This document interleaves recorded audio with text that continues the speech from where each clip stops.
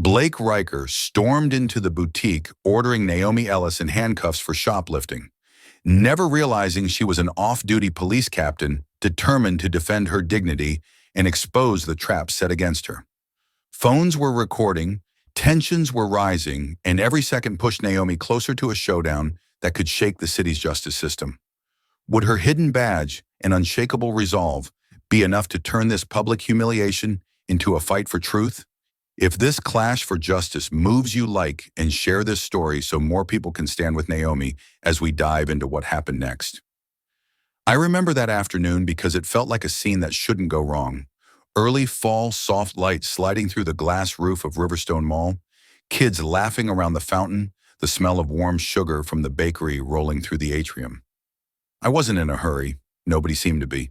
Then I saw her, Naomi Ellis, walking like someone who finally had a day to breathe. I didn't know her name yet, or her rank. I only noticed the steadiness. She was tall, composed, the kind of person who makes space feel calmer just by stepping into it. Later I'd learned she was a captain with the Riverstone Police Department, and that this was an official day off. Right then she was just a woman with a leather purse and a quiet smile pausing outside Aurora Boutique, like she had a specific mission. A silver bracelet, I heard her say to herself, almost a whisper. Something for Layla. An aunt on a simple errand, that's what I saw. Aurora sits right off the main drag, all glass and soft jazz, the kind of place where they keep everything locked, but want you to feel rich while you look. As Naomi drifted toward the door, I caught movement in the storefront reflection, a tall mall security guard with a squared-off jaw and a slimmer guy half a step behind him. The tall one moved like a fence post come to life. The other looked like he didn't want to be there. I remember the nameplate glinting on the big guy's chest, Harlan. The quieter one was Reed. They weren't subtle. They hung back just enough to pretend just close enough to make a point. Harlan lifted his shoulder to his radio, and the mall's hum broke with a dry burst of static. I heard it as plain as a slap black, female brown leather bag, blue jacket, keep eyes on. The words cut the day in half. If a season has a sound when it turns, that was it. People kept walking, but a few of us, the ones within earshot, shared the same reflex, like we'd all swallowed a hard marble at once. Naomi didn't whirl around or call them out. She only paused the way a person does when someone says their name behind them. Her shoulders squared. Her jaw found a line and stayed there. Then she opened the door and stepped inside. I followed a beat later, no real plan, except that I suddenly wanted to see this through. Inside, Aurora Vanilla and Saxophone tried to keep up the mood, but something colder already owned the room. The manager, Claudia Sharp Blazer, sharper stare, looked past Naomi, first over her shoulder to the doorway, where Harlan and Reed took up positions, just outside. Then Claudia slid toward the counter with that tight smile people use when they'd rather not smile at all. "Welcome," she said, but it didn't land like a welcome. Naomi answered with a thank you that was soft, steady, almost careful. She moved to a case of charm bracelets and leaned just close enough to read the tags. If there was tension under her ribs, she didn't show it with big gestures. Just the smallest tells the way her fingers rested on the glass, not tapping, not fidgeting. The way she kept her purse snug at her elbow. The measured breath before she asked to see one bracelet up close. Claudia drifted with her, not quite at her side, not quite behind, orbiting like a satellite that didn't trust gravity.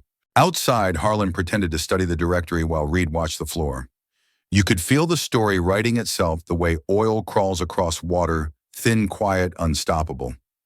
Naomi pointed to a simple silver piece. "For my niece," she said. "She turns 12. "Those are locked," Claudia replied, and it sounded less like information than a warning. "Only staff can open the cases." "I understand." Claudia didn't move. She was so close I could see her knuckles whiten where her hands met. The jazz track tried a cheerful run of notes. It died in the air between them. Then came the sound again, static from outside, quick and mean. Harlan didn't bother softening his voice, copy keeping eyes on. Naomi's head dipped just enough to acknowledge she'd heard. She didn't reach for her wallet. She didn't reach for her phone. She stood how people stand when they know exactly what's happening and are weighing the cost of calling it by its name. I can't tell you what she was thinking, only what I saw, a choice settling on her face like weather. She could flash a badge. She could step out. She could take the insult and trade it for a quieter afternoon. For 1 second, I swear the whole store waited for her to pick who she was going to be. "I'd like to see that bracelet," Naomi said, finally tapping the glass lightly once, as if to remind everyone why she'd come. The silver one, with the small locket. Claudia's smile narrowed. "Before I open anything, I'll need to look inside your bag." It wasn't a question. It wasn't even a policy. It was a verdict that hadn't met a judge yet. From the doorway, Harlan's shadow crawled across the tile. Reed shifted from foot to foot, caught in the doorway, like a kid who knows the rules are wrong, but also knows who writes them. Naomi didn't raise her voice, but the words carried anyway. "You don't have probable cause to search my personal property. I've watched plenty of arguments in stores over coupons, over returns, over managers who went on break. This wasn't that. This was a slow blade being tested for sharpness." The mall's background noise thinned. Two women near the sunglasses rack stopped trying on frames and pretended to check messages. A father with a stroller glanced up, then looked at the floor like the floor might help. Claudia took a step closer. "We have to protect our merchandise, and I have the right to buy a gift without being treated like a suspect," Naomi said. It was respectful. It was final. It was the kind of sentence you build a life on.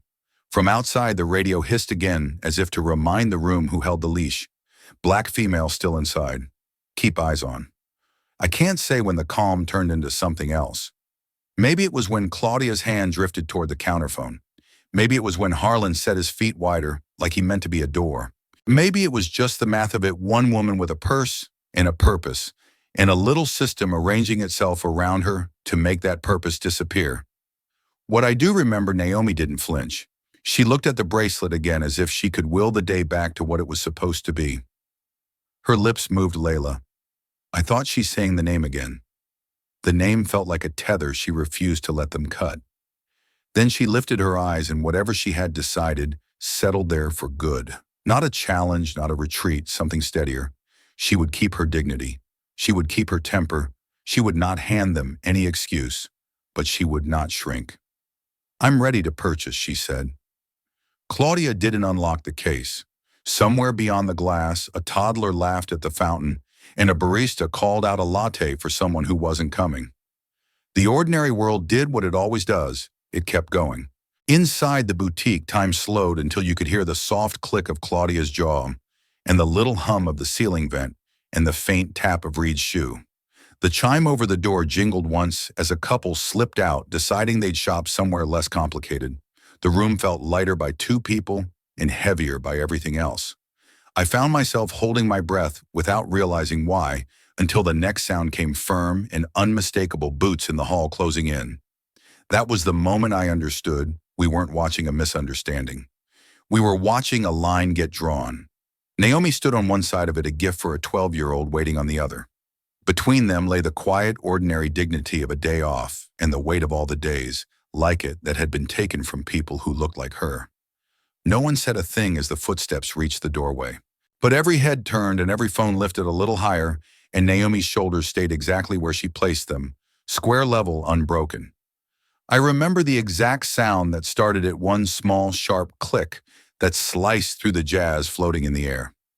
Naomi had just crossed the threshold of Aurora Boutique, a soft-lit space that smelled of vanilla and polished glass, when Claudia Price, the store manager, reached behind the door and pressed the latch. It was a tiny motion, easy to miss, but the noise carried like a lock snapping shut. Everyone inside felt it. The boutique, all mirrors and crystal displays, suddenly felt like a glass cage. Claudia turned with a smile that never reached her eyes. "Just a routine precaution," she said, her tone bright but brittle. "We like to protect our high-end merchandise." Her gaze never left Naomi's brown leather purse. The words were polite. The stare was an accusation.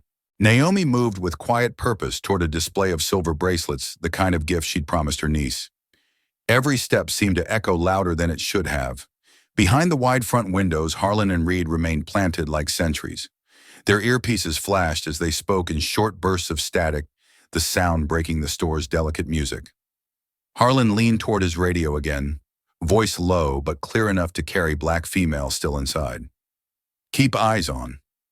Naomi paused for the briefest heartbeat, then lowered her eyes to the bracelet case as if nothing had happened. It wasn't avoidance, it was resolve. She traced the outline of a charm with her finger on the glass, her movements precise and unhurried. The quiet strength in that small gesture made the room itself hold its breath. Claudia stepped closer, heels clicking like a metronome of suspicion. "You'll need to let me check inside your bag," she said suddenly, the sweetness gone from her voice. No question mark at the end, just a command dressed as procedure. Naomi lifted her head. Her voice stayed calm, but each word landed with weight. "No one has the right to search my personal property without probable cause or a warrant." A faint tremor rippled through the boutique. Two teenagers by the scarf rack froze mid-conversation. A couple near the door slid their phones out, quietly recording as if on instinct. Claudia didn't back away. Instead, she took another deliberate step forward, closing the space until only the counter of the display separated them. Her perfume, once soft, now smelled sharp. "If you don't cooperate," she said, the volume rising, "I'll have to call the police." Outside, Harlan shifted his stance to block the entrance. Reed glanced at him, his mouth opening as if to speak, but shutting again when Harlan's eyes cut across. Static crackled in their radios, a private language of escalation that everyone could hear. The music overhead, light forgettable jazz, kept trying to fill the silence but only made the tension louder. Naomi breathed in steady and slow. She didn't raise her voice. "You're making a mistake," she said, every syllable measured. "I came to buy a gift. That is all." Claudia's jaw tightened.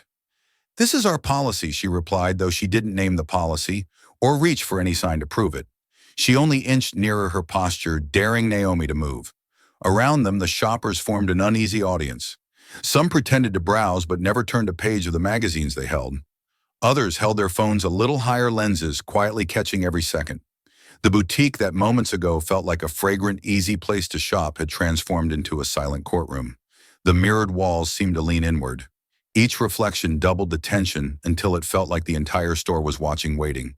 Naomi kept her shoulders square, refusing to give the drama the scene it wanted. Her hands rested lightly on the counter, still but ready. She looked Claudia in the eye and spoke once more, firm, "And even I will not open my bag without cause. If you believe otherwise, call whoever you need to call." The words hung there unshaken as the scent of vanilla turned sharp and metallic in the air. No one moved.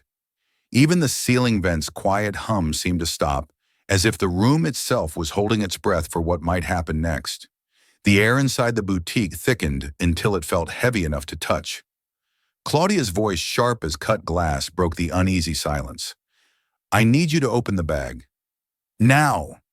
She didn't raise a hand, but the weight in her tone landed like a warrant. Every word carried the certainty of someone used to obedience. Naomi drew a long, slow breath, the kind that steadies a heartbeat. For a flash, a memory surfaced years earlier, a young officer on her team accused of misconduct he hadn't committed. She had stood beside him in the hearing, refused to bend, and proved his innocence. The look on that rookie's face when justice finally spoke had burned itself into her mind. She wouldn't let a similar injustice unfold here, not for anyone and not for herself. This, Naomi said, her voice clear, and even as harassment and racial profiling. The words didn't shout, but they carried like a bell through the store. A couple near the entrance flinched. Someone in the back whispered, "She's right." Outside, a child began to cry, the sound thin and lonely against the sudden hush. Claudia's lips tightened into a hard line. Harlan, the tall guard, shifted his weight and stepped forward until his shadow reached Naomi's feet. Broad shoulders squared, he planted himself between her and the door, an unspoken wall of muscle. Behind him, Reed hovered, his eyes darting between Naomi and Claudia. He opened his mouth, hesitated, then closed it again. Conflict flickered across his face, duty against conscience, before he dropped his gaze to the polished floor. Naomi's right hand drifted ever so slightly toward the strap of her purse. Inside lay the badge that could end this entire charade, with a flash of metal and authority. One word and the room would remember who she really was. But another thought stopped her. If she revealed it now, the larger game, the hidden motives, would stay buried. Her mind weighed every possibility in a single heartbeat. Expose herself and silence the insult, or hold the secret a little longer and force the truth into the light. The boutique seemed to lean in closer, listening. The hum of the ceiling vent faded. Even the sweet vanilla scent had gone thin and metallic. Then thud, thud, thud, the sound of measured footsteps echoed from the corridor outside. Not the soft shuffle of shoppers, but the firm, deliberate rhythm of boots on tile. Each step rang like a warning bell. Heads turned toward the entrance. Phones tilted higher. They called the cops. Someone breathed near the sunglasses rack. Another voice followed, hushed but electric. Police are here. The tension broke into 100 silent tremors.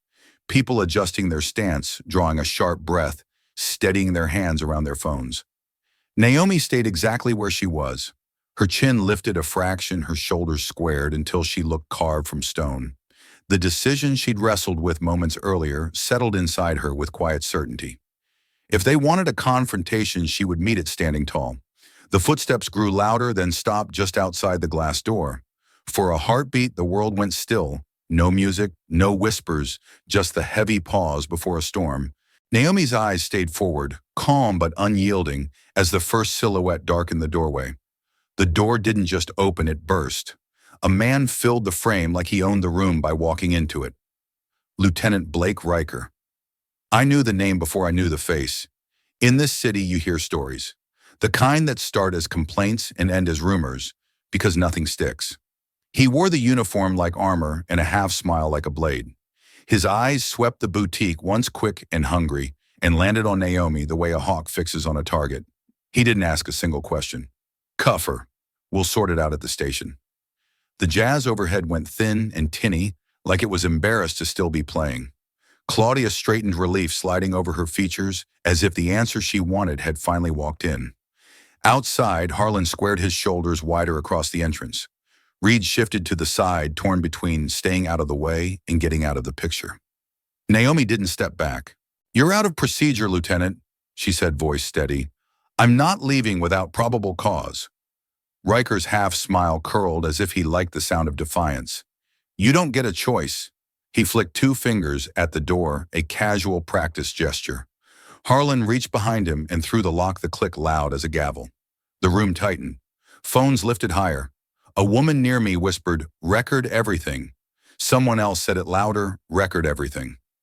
Riker closed the distance with an easy, predatory calm. He spoke past Naomi to no one in particular, and everyone at once. We received a report. Cooperative subjects get processed quickly. Uncooperative subjects complicate their evening. He said it like a promise he delivered on many times. Naomi's posture didn't change. Her hands stayed visible, her chin level, her eyes clear. I came to purchase a gift, she said. I'm not under arrest. If you intend to detain me, state the charge and the evidence. Riker's gaze ticked down to the purse at her elbow, then back up. Shoplifting. Suspicion. He dragged the last word, letting it do more work than it should. We'll find the evidence at the station. Claudia nodded too quickly, like a metronome set to anxious. She refused a bag check, she added, feeding the narrative. Outside, the small crowd thickened into a wall of onlookers. Faces pressed to the glass. Hands steadied phones. A low murmur rolled through the mall hallway and swelled as it reached the door. Naomi drew one measured breath. In another world, she would have said, I'm Captain Naomi Ellis, and ended this farce with a flash of her badge. In this one, she understood exactly what he wanted her to break first, to snap, to give him the scene he could control later with words like non-compliant. Lieutenant, she said, you are violating my rights. I will not resist, but I will not walk out of here without cause. Riker's smile thinned. He turned a fraction, bringing his shoulder to the crowd behind the glass, as if choosing his audience. You're resisting a lawful order. He reached for her wrist. The first protest hit the glass in waves. That's racial profiling. She didn't do anything. We're filming. The words carried muffled by the door, but unmistakable. He took her wrist. Not violently, deliberately, like he wanted anyone watching to note how restrained he was. I've seen that kind of restraint before. It's the kind that counts on the camera, not the truth. Naomi didn't pull away. She kept her eyes on his and said, clear enough for us to hear, I am not a threat. I am not under arrest. You are now, Riker answered. He dipped a hand toward his belt for cuffs. Reed flinched. It was small, just a stutter in his body, but I saw it the way conscience tries to move a man an inch when his orders insist he stand still. Harlan's jaw set the lock behind him, a second set of teeth. Riker turned Naomi toward the door. The boutique's lights fell behind them, and afternoon sun flooded the hall like a spotlight. Shoppers parted, The fountain's whisper became background to a different kind of show. It felt like we'd all stumbled into a public tribunal where the verdict arrives before the facts. Unbelievable, a man shouted. Let her go, a woman cried, her voice breaking. Riker kept his tone flat, professional on the surface, something else beneath. Step forward. Don't make this worse. Naomi's shoulders stayed square. State your grounds, Lieutenant. He didn't answer. He didn't need to, not with the cuffs in his hand and the world arranged to nod along. He angled her into the light for the cameras without even pretending that wasn't the plan. Then I saw it, a flicker across Riker's face, gone as fast as it came. His phone buzzed. He glanced down just long enough for the mask to crack. On the lock screen, a name flashed, Commissioner Martinez. The preview line snapped into place like an order already delivered. Make it clean. No loose ends. Riker's jaw tightened. Whatever swagger he wore slid back into place, but a thin wire of tension had found him. He palmed the phone, pocketed it, and pulled Naomi another step. Lieutenant, Naomi said louder now so the crowd became witness and record. I asked for the charge. You have none. Disorderly conduct. Suspicion of theft. Interfering with an investigation, he said, stacking phrases like bricks, each one vague enough to be useful later. He snapped one cuff over her wrist. Phones caught the metallic bite. The sound seemed to sharpen the air. A teen near me whispered, "This is going viral right now." Another voice, older, steadier, "Don't look away." Claudia hovered just inside the doorway, pale but resolved, as if seeing her choice reflected back at her for the first time. Reed stared at the floor, then at Naomi, then at his own hands. Harlan stood immovable, a monument to the word compliance. Naomi didn't fight the second cuff. "You are escalating without justification," she said. Her tone didn't beg, it documented. Riker pivoted her toward the exit, and the mall brightened to a hard glare. Sunlight turned the chrome on the cuffs into a spark. People pressed closer, and someone shouted the word lawsuit like a flare thrown into dry grass. He started them moving. One step. Another. The crowd parted and closed again, murmurs multiplying into a steady chant. Disbelief turning into a rhythm. "We see you. We see you." Naomi glanced up, not at Riker, not at the cuffs, but at us, at everyone holding a phone or just holding witness. There was no plea in her gaze, only a quiet command that said, "Keep looking. Don't blink." It changed the temperature of the moment. The humiliation he'd staged wasn't landing the way he'd planned. It was bending inch by inch into something else. Riker felt it too. He pulled his shoulders taller, tried to widen his shadow. "Back up, folks. Give us space," he called the faux-friendly tone officers use when they mean the opposite. A man near the fountain stepped forward anyway, keeping distance but standing ground. "You don't take someone without cause, Lieutenant. Not here. Not today." Riker's eyes cooled. "Sir, return to your shopping." The man didn't move. Cameras didn't dip. Claudia vanished deeper into the boutique like a witness ducking a spotlight. Reed took one uncertain step toward the door and stopped, caught by Harlan's glance. Outside in the sun, the hallway turned into a corridor of judgment. On one side, a woman on her day off with a gift to buy and dignity to keep. On the other, a lieutenant with cuffs, a mandate, and a text from a powerful man who preferred problems to disappear. "Last chance," Riker said to the crowd, not to Naomi. "Clear a path." People shifted, but they didn't scatter. The chant softened to a hum of presence. "We're here, we're watching the kind of sound that doesn't look like force until you try to push through it." Riker tightened his grip. Naomi didn't stumble. She met the moment the only way left to meet it upright, unbroken every inch of her, refusing to become a prop in the story he was writing. And just then, from the far end of the hall, I heard a new voice, authoritative, familiar, cutting through the heat and the glare like a siren without sound. "Lieutenant Riker, stand down." The crowd turned. Riker didn't, but I saw the set of his shoulders hitch the smallest crack in the performance, as if the script he counted on had just picked up a rewrite. The hallway had a pulse, now anger moving through it like heat. People pressed in without touching a living ring around Naomi and Riker. The fountain's hush disappeared under a low-growing rumble. Someone near me said, "This is wrong," and it traveled along the crowd until you could feel the sentence more than hear it. Riker held himself taller, working the crowd the way a stage actor works a balcony. "Clear the path," he ordered, forcing a smile, as if the situation were already tidy, as if the cuffs were just routine. When no one moved, the smile thinned. He shifted his grip on Naomi's wrist. That's when Naomi filled her lungs like a bell fills with sound. She turned her head just enough to make her voice belong to the whole hall. "I am Captain Naomi Ellis of the Riverstone Police Department," she said, every word ringing clean. "Your actions are being recorded, and you are violating the law." It landed like a switch thrown in a dark room, a beat of stunned quiet. Then the crowd erupted. "Let her go! Let her go!" The chant hit the glass behind us and bounced back louder, steadier, the cadence of a verdict nobody needed a judge to announce. Riker's eyes flickered. The first instinct was denial. I saw it flash across his face like a reflex. He set his jaw and found his line. "Say whatever you want," he told her, trying for board authority. "The court will decide." But the crowd wasn't listening to him anymore. Phones were everywhere overhead, low close, far each a small promise that this moment would not vanish.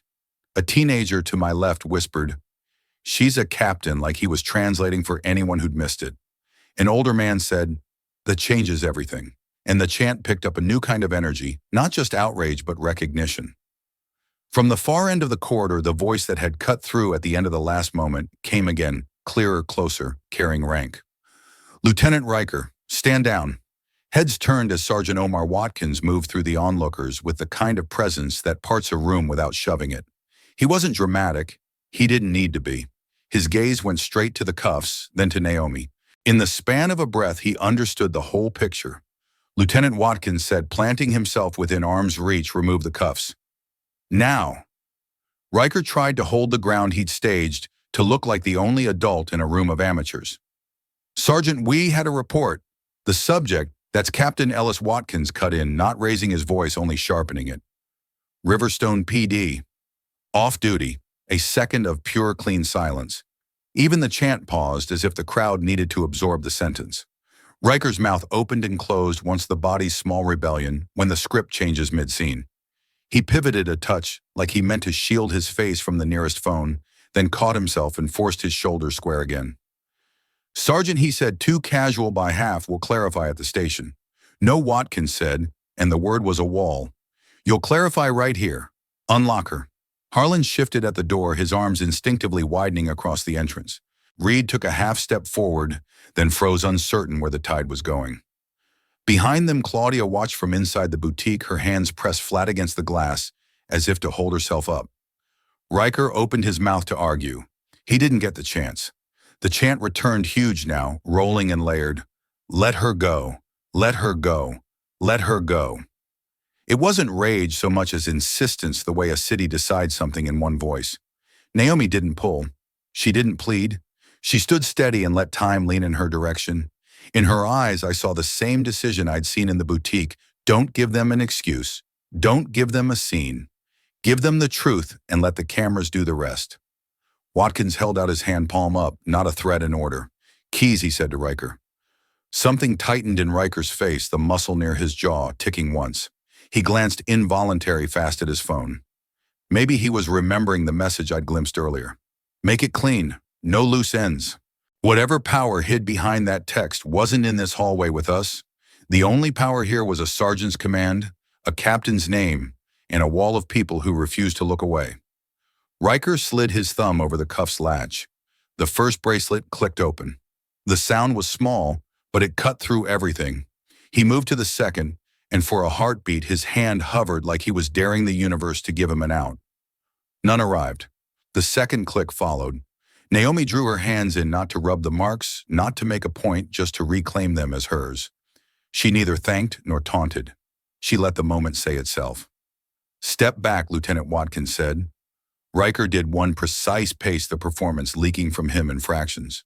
"You're obstructing an investigation," he tried, soft enough that it might not carry, but microphones aren't the only way truth gets preserved. People hear. Phones hear better. Watkins turned to the crowd, his voice pitched for calm rather than applause. "Folks, we appreciate your cooperation. Please keep the walkway clear." He returned to Naomi, his tone shifting to the respectful cadence you use with a colleague. "Captain Ellis, are you injured?" "I'm fine," she said. Then measured in public, "I came to buy a gift for my niece, that's all."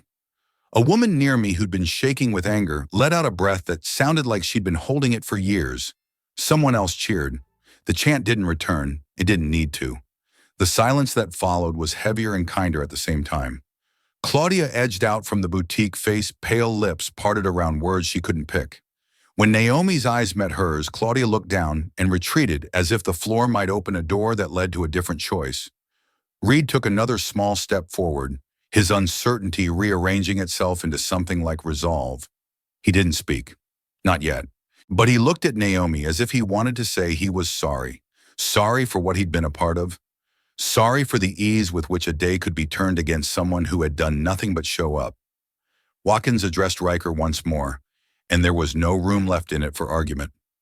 We'll be reviewing your report and the store's footage. You should prepare a written statement. I'll expect it by end of day. Riker answered with a clipped nod that said he heard the order and hated it. He straightened, rebuilding the armor piece by piece, and looked past Naomi like she wasn't there. But there's no looking past a person who just reminded everyone who she is. Naomi turned slightly enough to face the crowd. She didn't raise her hands or make a speech. She just stood there, shoulders level, breath, even the cuffs gone. In that posture was a lesson about dignity, about patience, about the kind of strength that doesn't need volume. The hallway exhaled. People lowered their phones, but they didn't leave. They lingered like witnesses do when they know the scene matters beyond the moment. A father lifted his toddler to his hip and said, "See, not to pick a side, but to teach one." Watkins stepped in, closer voice, low, meant for Naomi, but not hiding. "We can escort you out, Captain." Naomi shook her head once. "I'll finish what I came for." It wasn't bravado. It was a promise to herself and to the kid waiting for a bracelet. She walked back toward the boutique on her own, past Claudia's wide eyes and the mirrored cases that had watched it all. Watkins stayed near but gave her space. Riker stayed put, stiff as a statue, the crowd parting around him like water around a piling. I watched Naomi pause at the display and point to the same silver bracelet she'd chosen before everything tilted. Her voice was calm. "That one, please."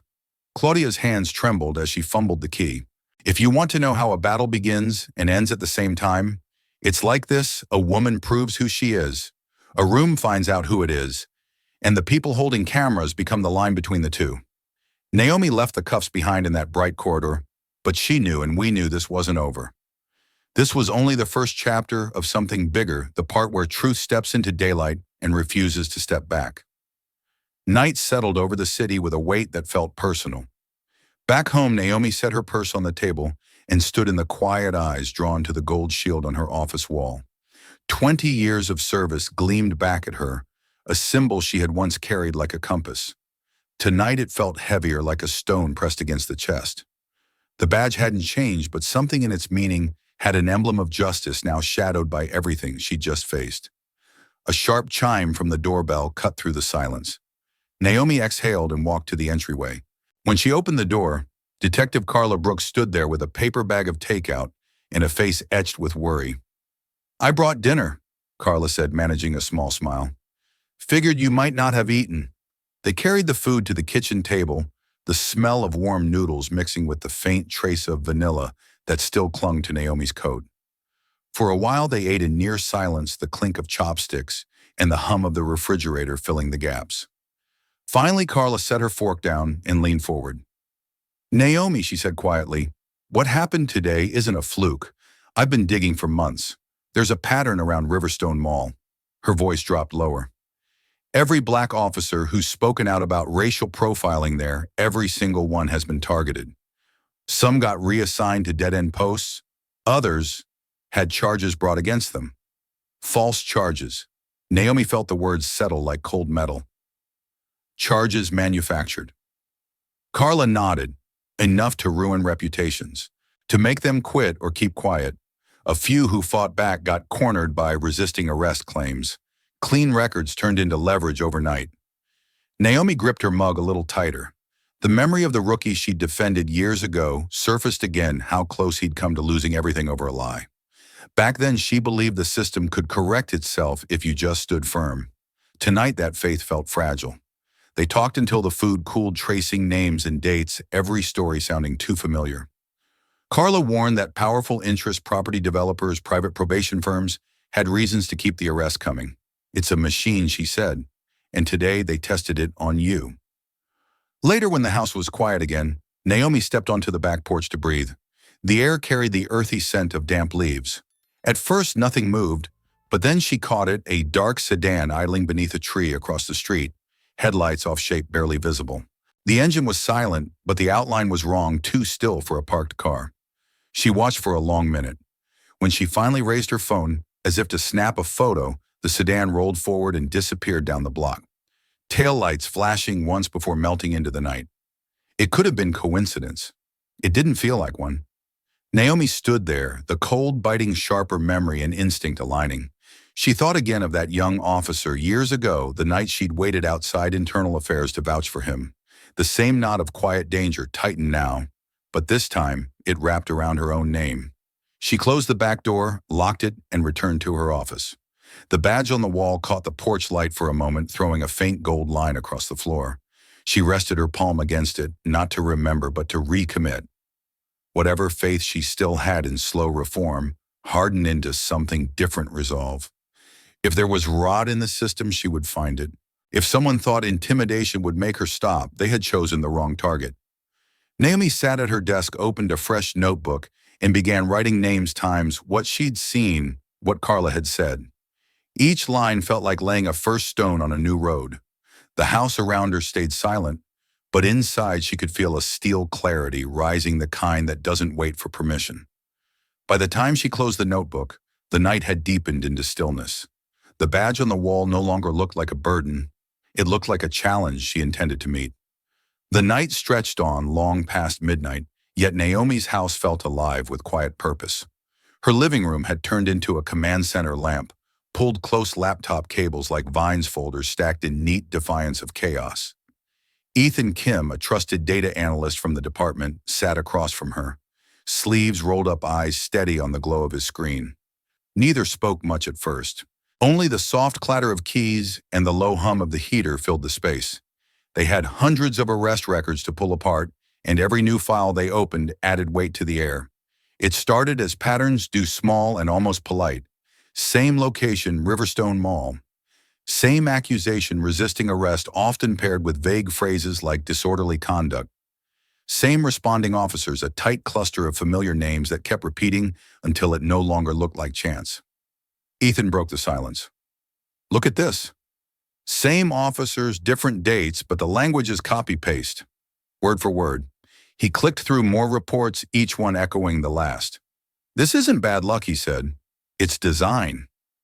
Naomi leaned closer, the blue light carving sharp lines across her face. Every instinct honed by years on the force agreed. They've been running the same play, she murmured over and over, and no one caught it or no one wanted to. As the clock pushed past 2 a.m., Ethan followed a trail buried in the city's contract database. It led to a name Naomi didn't expect to see: Sentinel Probation Inc., a private probation company listed as a community supervision partner, tucked neatly under a parent corporation, Riverside Holdings. Ethan opened the linked contract.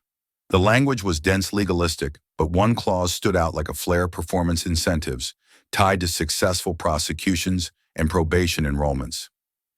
Incentives, Ethan said, tapping the words. They get paid more when arrests lead to probation. Naomi felt a cold recognition settle in. They're monetizing arrests, she said. Every resisting charge is a paycheck. Just then her phone buzzed across the table. A new message from Tessa Marquez, the investigative journalist who had been quietly shadowing the day's events. I have documents you'll want to see. On my way. By the time Tessa arrived, the sky was paling at the edges.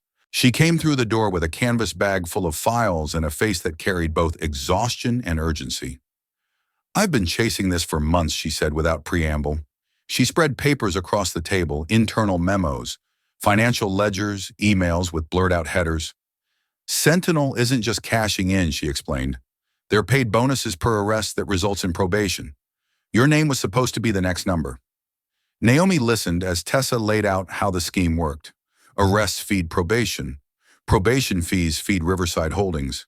The mall's security contract quietly funnels a cut back to local officials. It wasn't just profiling. It was a business model built on Black residents' lives. Then Tessa dropped the detail that turned every suspicion into a solid case. "There's a paper trail," she said, tapping a highlighted name on a financial document. "Councilman Victor Martinez." Naomi's breath caught. Martinez, the same city commissioner whose name she glimpsed on Riker's buzzing phone hours earlier. The same man who had whispered orders through a text, "Make it clean. No loose ends." "They own him," Tessa said. "And through him, they own the police who carry out the arrests. Riker isn't freelancing. He's executing policy." For a long moment, the three of them sat in the quiet storm they'd uncovered. Outside, the first birds of morning broke into song, but inside the air felt heavier than midnight. Tessa met Naomi's eyes. "You've stumbled onto a multi-million-dollar machine, Captain. They will not stop just because you called them out in a mall hallway." Naomi didn't flinch. Her fingers tightened around the edge of the table until her knuckles went white. "We don't hide," she said finally, her voice as steady as the badge on her wall. "We expose it. Every contract, every payment, every officer who played a part, no matter the cost." Ethan gave a slow nod, already queuing up another search string. Tessa closed her bag with a decisive snap. Morning light spilled through the curtains, cold and certain as if the day itself agreed. What began as a single confrontation in a boutique had unfolded into something far bigger. A web of profit and power built on false arrests and fear. And now Naomi had a mission that matched the size of her resolve: pull every hidden thread into daylight, whatever it takes. It was well past midnight when Naomi finally pulled into her driveway. The street was quiet, too quiet, the kind of silence that isn't peace but expectation. She cut the engine and sat for a moment, eyes scanning the dark hedges and the soft glow of the porch light. Nothing moved, but a thin unease followed her to the door. Inside, the house felt off before she flipped a single switch. The air was cooler than it should have been, as if a window had been opened and closed again. Down the hall, the door to her home office stood slightly ajar. She was certain she'd shut it tight. Naomi's heart picked up a heavier beat. She eased the door open with one hand and let the light spill across the room. What she saw tightened every muscle. Paper scattered, a drawer left half open. The neat stacks of contracts and arrest records she and Ethan had combed through now looked rifled, disturbed by someone who knew exactly where to look. Then her eyes caught the thing that froze her in place. On the desk, centered like an exhibit, lay a photograph of her and Layla, the same picture she kept framed in the living room. Across both of their faces, someone had drawn a thick red X. No note, no signature. Just the X, loud as a shout in a silent room. Her breath steadied into something colder than fear. This wasn't a warning to stop. It was a promise of what might come next. Before she could gather her thoughts, the phone on the corner table rang, its sudden vibration, startling against the quiet. She snatched it up. It was Ethan, his voice quick and uneven. "Tessa's been attacked," he said. Two masked men jumped her outside her apartment.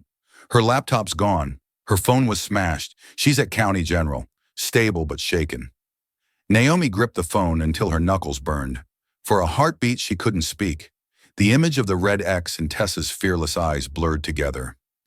"They think fear will work," Naomi said finally, her voice low and certain. "They chose the wrong people." She ended the call and immediately dialed Chief Mark Daniels, her most trusted ally inside the department. He answered on the second ring, his tone sharpening as she laid out every detail: the break-in, the photograph, the attack on Tessa. "Lock everything down," Mark said. "I'll dispatch 2 plainclothes units to the hospital and to your street. And the data, I want every copy of our evidence mirrored to an off-site server tonight," Naomi replied. "Somewhere even the city can't touch without a federal warrant." "You'll have it," he promised. "Stay on the line if you hear anything unusual." When she finally set the phone down, the house seemed to inhale and hold its breath. The only sound was the faint hum of the refrigerator and the distant tick of the hallway clock. Naomi sat at her desk, the red X photograph still staring back. One by one, she sorted the scattered documents, restoring the trail of contracts, financial records, and arrest reports. Every page she smoothed flat felt like reclaiming a piece of ground someone had tried to steal. She opened the hard drive and checked each file herself: video evidence, payment ledgers, the hidden contract with Sentinel Probation Inc., the text from Martinez. Each click built a deeper resolve. Fear had been their weapon. But fear in Naomi's hands was already turning into fire. She looked again at the photograph. Not Layla, not Tessa, Not anyone else, she whispered. They will not decide how this ends. The night pressed in around her, but she stayed where she was, steady, deliberate, until every document was back in place and every digital copy secure. By the time the first hint of dawn reached the curtains, Naomi's anger had hardened into absolute clarity. The next move would be hers, and it would be public. Morning broke with a charge in the air, the kind you feel before a thunderstorm. By the time the city council chamber opened its doors, the building was already packed citizens, shoulder to shoulder, news crews lining the walls, tripods bristling like metal reeds. Outside, a crowd filled the steps, their chants rolling through the stone entrance. Justice for Naomi. Hours earlier, while most of the city still slept, Naomi and Tessa had moved first. From Tessa's hospital bed, bandaged but unbowed, they released the unedited video they'd been protecting. It showed Lieutenant Blake Riker leaning in close to Claudia Price at Aurora Boutique, whispering instructions minutes before Naomi ever walked inside. His lips formed the words, "Signal when she's alone." "Lock the door, I'll handle the rest." The clips spread like wildfire, shared, replayed, dissected, before the council meeting even began. At the same time, a second wave of proof hit the public servers, financial documents charting money that flowed from Sentinel Probation Inc. back to Riverside Holdings and straight into accounts tied to Councilman Victor Martinez. The numbers told a blunt story: bonuses for every arrest that led to probation, kickbacks for the officials who kept the conveyor belt moving. The data landed on screens across the city with timestamps and signatures so clear, no one could spin them away. By noon, the council chamber hummed like a live wire. I found a seat along the back wall and watched Naomi walk to the podium, her posture calm but alive with purpose. Behind her, Tessa sat in a wheelchair, pushed by an aide, a soft cast on her wrist, eyes bright and steady. As Naomi adjusted the microphone, a ripple of alerts broke through the room, phones buzzing, screens lighting with the very evidence she was about to present. The audience gasped as one, the sound rising into a low roar. Naomi waited until the noise ebbed, then began. Her voice carried without strain, each sentence clean as cut glass. She walked the council through the nightmarish loop they had uncovered: predatory contracts, manufactured arrests, probation fees, feeding corporate profit. She named Sentinel Probation Inc., Riverside Holdings, and without a tremor, Councilman Martinez. Every word felt like a nail driven into a coffin built on lies. Justice, she said, pausing to let the room lean closer, cannot be a business model. Yet here in Riverstone, human dignity has been turned into revenue. A surge of applause broke before she finished the line. The council president's gavel tried and failed to contain it. Then something unexpected happened. From the rear of the chamber, Claudia Price rose to her feet. Her face was pale, but her voice when it came was steady. "I confirm the video is accurate," she said. Lieutenant Riker gave the order. A murmur swept the room. Next to her, Reed stepped forward. He held up his phone. "I recorded more," he said, and pressed play. The speakers filled with Riker's voice, sharper than in the first clip. "Don't worry, we'll make it look routine. Just keep her inside until I get there." The chamber erupted. Reporters leapt to their feet. The chant outside "Justice for Naomi" crashed back in through the open doors like surf. At the council table, Blake Riker sat stone still. His face had gone from flushed to ashen, as if all the air in the room had turned against him. Two internal affairs officers moved quietly to his side. When they asked him to stand, he didn't argue. They read him his rights in a low, even tone and clicked the cuffs into place, the same cold sound he'd used on Naomi. Names followed.